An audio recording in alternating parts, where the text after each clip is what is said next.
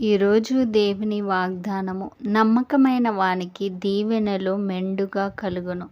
ఎవరైతే దేవుని దృష్టిలో నమ్మకముగా కనిపిస్తున్నారో వారందరినీ దేవుడు మెండైన ఆశీర్వాదములతో నింపుతాడు.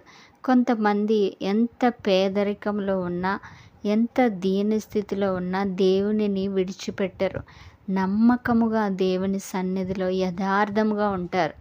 డబ్బు ఆశ చూపించిన మరి ఏదో విధంగా లాభం సంపాదించుకుని మరి దేవుని దృష్టికి పాపం చేయాలని అనుకోకుండా మరి ఎంత తక్కువలో ఉన్నా సరే, ఎంత దీనస్థితిలో ఉన్నా సరే యథార్థతను విడిచిపెట్టకుండా నమ్మకముగా జీవించే వారికి దేవుడు మెండైన దీవెనలు దయచేస్తాడని వాగ్దానం చేస్తున్నాడు. కాబట్టి ఇతరుల వలె నేను లేనని బాధపడవద్దు. మీరు దేవుని దృష్టికి నమ్మకముగా ఉన్నారు. తగిన సమయమందు దేవుడు మిమ్ములను హెచ్చిస్తాడని వాగ్దానం చేస్తున్నాడు. కాబట్టి నమ్మకమైన వారికి దీవెనలు మెండుగా కలుగుతాయి. చూడండి, దేవుడు మోషే గురించి చెప్తున్నాడు. మోషే నా ఇల్లంతటిలో నమ్మకమైన వాడని. దేవుడు ఏది చెప్తే మోషే అది జరిగించాడు.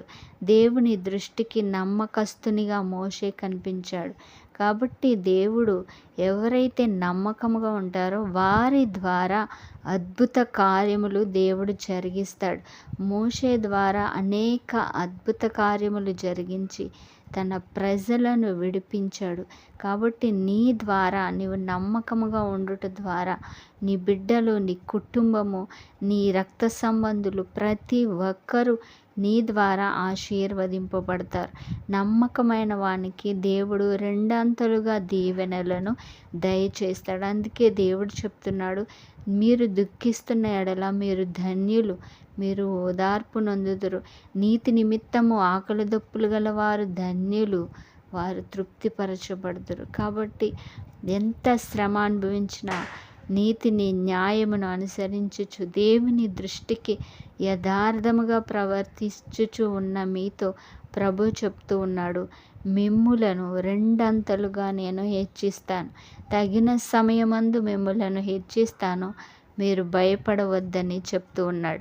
కాబట్టి ఏదో రకంగా నేను డబ్బు సంపాదించాలి, దేవుని దృష్టికి నమ్మకంగా లేకపోయినా పర్లేదు, నా తోటి వారిలో నేను చూచుకుంటే నేను చాలా చిన్నవాడిగా ఉన్నాను, మరి అవమానం పొందుకునేవాడిగా ఉన్నాను, కాబట్టి ఏదో రకంగా నేను బాగుపడాలని అనుకుంటే మాత్రం అది దేవుని దృష్టికి అంగీకారం కాదు.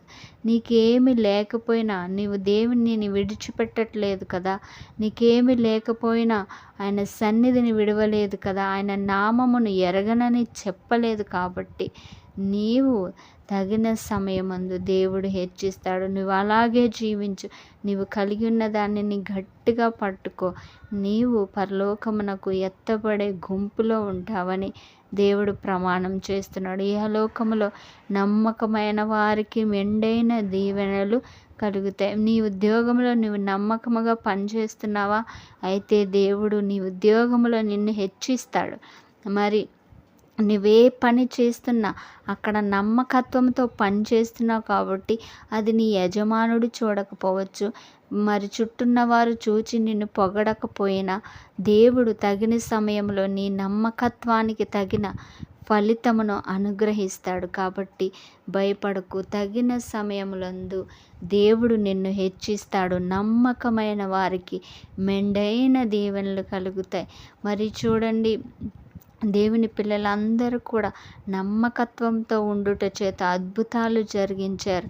నోవాహు, మోషే, మరి అబ్రహాము, ఇస్సాకు, యాకోబు, యోసేపు వీరందరూ కూడా వారు ఏమాత్రము పాపములు చేయకుండా దేవుని దృష్టికి నమ్మకముగా ఉండుట చేత ఆయా తరములలో గొప్ప వ్యక్తులుగా తీర్పు తీర్చబడ్డారు. శ్రమైన సంఖ్యలైన వారు యథార్థతను కోల్పోలేదు.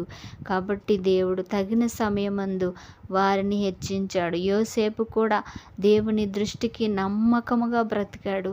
తగిన సమయమందు దేవుడు యోసేపును హెచ్చించాడు. కాబట్టి దేవుడు ఈరోజు వాగ్దానం చేస్తున్నాడు, నీవు నమ్మకముగా ఉన్నావా? దేవుడు నీకు గొప్ప గొప్ప వాగ్దానమును అనుగ్రహిస్తూ ఉన్నాడు. నువ్వు భయపడవద్దు, పేదవాడవని తలంచవద్దు, ఏమీ లేదని దుఃఖపడవద్దు. తగిన కాలమందు నీ నీతియే, నీ యథార్థతయే నిన్ను హెచ్చిస్తుంది. నీ దేవుడే నీ పక్షము నుండి నిన్ను గొప్ప చేస్తాడు. ఆమెన్. God bless you.